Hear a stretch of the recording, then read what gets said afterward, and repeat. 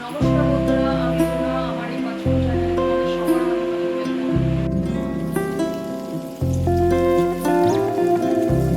আজকে আমি বানাচ্ছি চিকেন ব্রেড রোল। এর জন্য আমি নিয়ে নেব, দেখো এই চামচে 1 চামচ ইস্ট, 1 চামচ, হাফ চামচ মানে 1.5 চামচের মতো চিনি, 1 কাপ উষ্ণ গরম জল। এবার আমি এটাকে ঢেকে 5-10 মিনিটের মতো রেখে দেব। এখানে আমি এই কাপের 1 কাপ ময়দা নিয়েছি,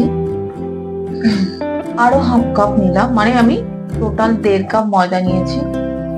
এর মধ্যে আমি দিয়ে দেবো এই চামচের 1 চামচ, আরো 1 চামচ, 2 চামচ তেল। এখানে দেখো আমি তেলটা ময়দার সাথে খুব ভালো করে মেখে নিয়েছি। ইস্টটা পুরোপুরি ভেজানো, ইস্টটা পুরোপুরি এর মধ্যে দিয়ে দিলাম। এবার আমি এটাকে মেখে নেব। এখানে আমার ময়দাটা মাখা হয়ে গেছে। এবার আমি এটাকে ঢেকে 1 ঘন্টার মধ্যে রেখে দেবো। এখানে কড়াইতে তেল গরম হয়ে গেছে, এর মধ্যে আমি কিছু কুচনো রসুন দিয়ে দিয়েছি। এর মধ্যে দিয়ে দেবো কিছু কুচনো আদা, দিয়ে দিলাম কিছু কুচনো পেঁয়াজ। এর মধ্যে আমি এই যে মাংসের টুকরোগুলো দিয়ে দেবো।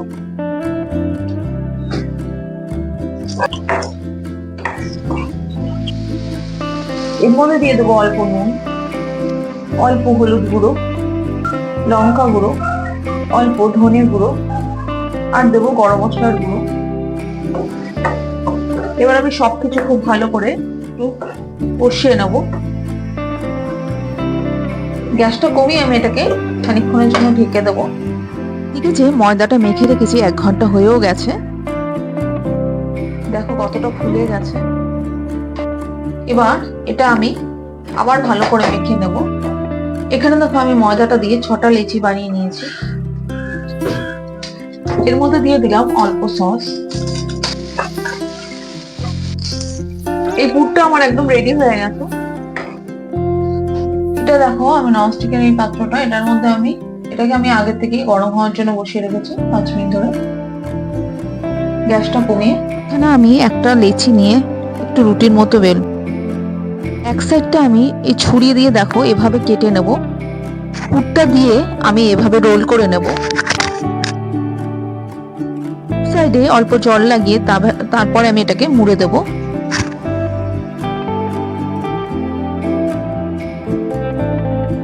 ব্রাশটা দিয়ে আমি জলটা লাগিয়ে নেব, তাহলে মুড়তে সুবিধা হবে। উপর দিয়ে আমি গোলানো ডিম ব্রাশ করে দেব। উপর থেকে কিছু ক্যাপসিকাম আর টমেটোর টুকরো দিয়ে দেব। সাদা তিল ছড়িয়ে দিলাম। এখানে আমার সব প্যাটিস বানানো হয়ে গেছে।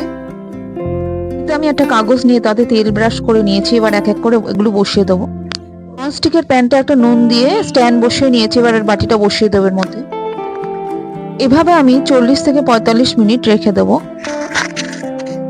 চিকেন ব্রেড রোল একদম রেডি। আমার এই রেসিপি তোমাদের কেমন লাগলো অবশ্যই কমেন্ট করে জানিও, আর ভালো লাগলে লাইক আর সাবস্ক্রাইব।